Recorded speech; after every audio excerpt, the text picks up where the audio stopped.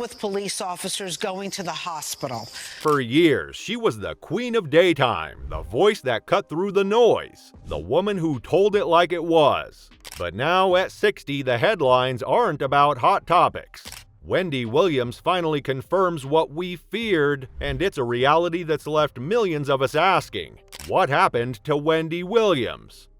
The 60-year-old TV personality who was formerly a regular on television and a beloved host of The Wendy Williams Show has withdrawn from the public eye after being diagnosed with aphasia and frontotemporal Alzheimer's in 2023. She's been under legal guardianship since May 2022, where they helped her to manage both her finances and health.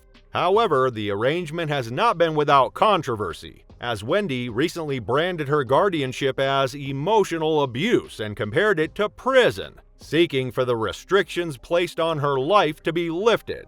Imagine the horrors of living without the internet and the little freedoms like taking a walk around your neighborhood that make life worth living and beautiful. That's the pain that Williams has been subjected to. Pictures and videos emerged of the superstar presenter being transported out of her assisted living home, after which she was sent to the hospital. Family and fans are sincerely concerned about her health, and questions have been raised about what exactly is happening behind the scenes. During a phone interview on The Breakfast Club show, Wendy and her assigned caregiver, Gina Lisa Monterosso, shed light on the incident.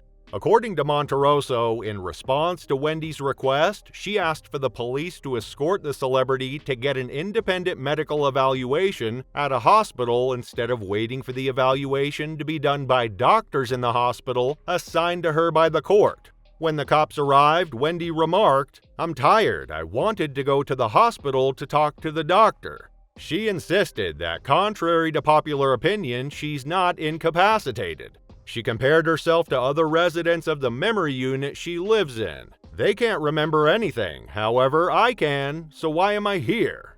When they arrived at the hospital, the doctor had to go to the hospital's legal department in order to get clearance to run the evaluation. He proceeded to test her competency and decision-making abilities, and she passed both examinations.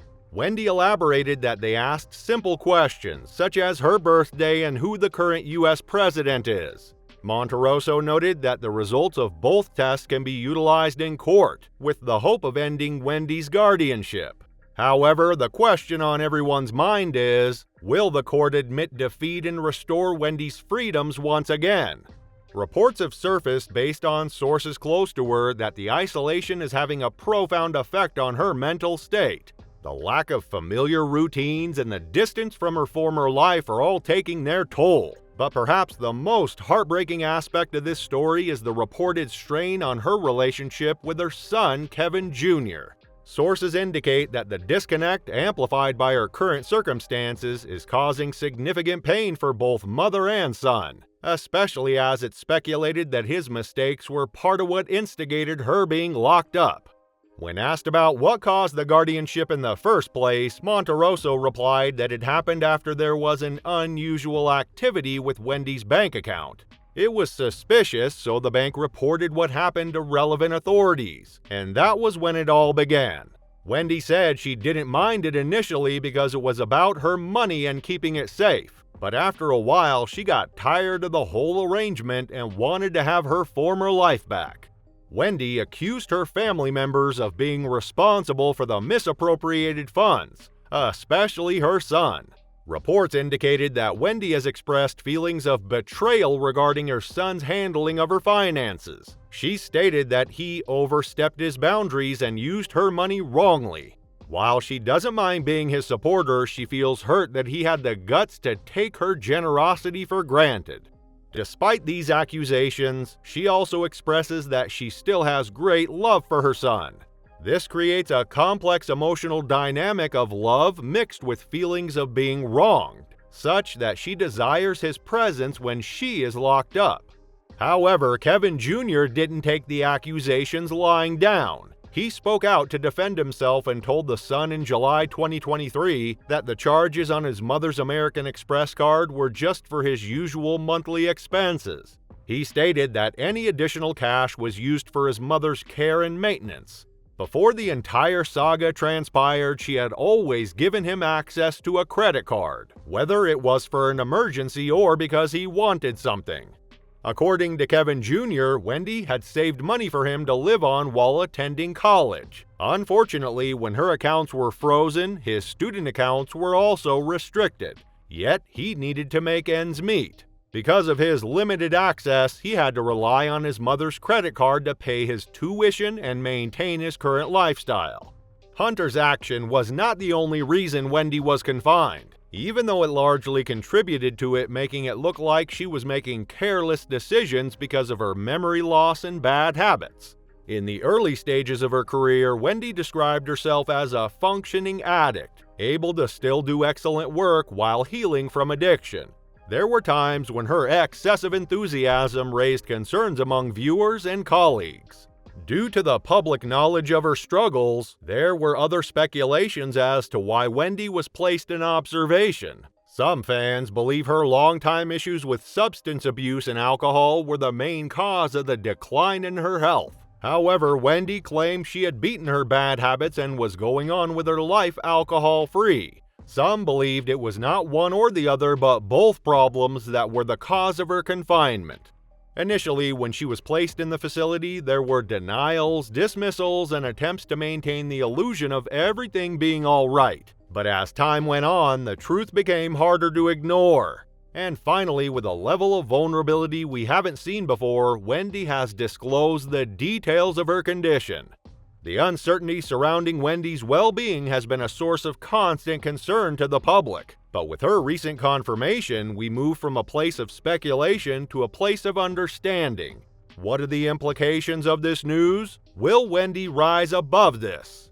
After Wendy went to the media to criticize the conditions at the Coterie Residential Center where she had been living, Judge Lisa Sokoloff, who was deciding whether her guardianship may be terminated, chastised Wendy, and she hinted that she may relocate Wendy to a more guarded institution.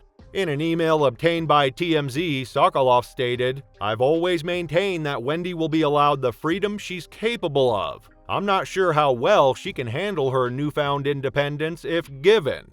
Wendy became emotional on TMZ Live on Wednesday, March 12, 2025, as she discussed the possibility of being transported to a more confined assisted living facility than the one she's in now, which she described as a luxury prison. Wendy previously claimed that her frontotemporal dementia diagnosis in January was wrong, and that her guardianship made her feel like she was in prison. So she cried out for help and took matters into her own hands to get tested privately. This begs the question, is there something lurking behind the scenes? Is she being punished for wanting freedom? From her room at Mount Sinai West Hospital in New York City, Wendy talked to TMZ after leaving a note begging for assistance from the paparazzi downstairs, hoping they would speak up for her too. She doesn't trust the judge or the legal system, and she has been very vocal about her concerns. As she prepares to be released and return to the Coterie, Wendy worries that she might be transferred to a more restrictive setting.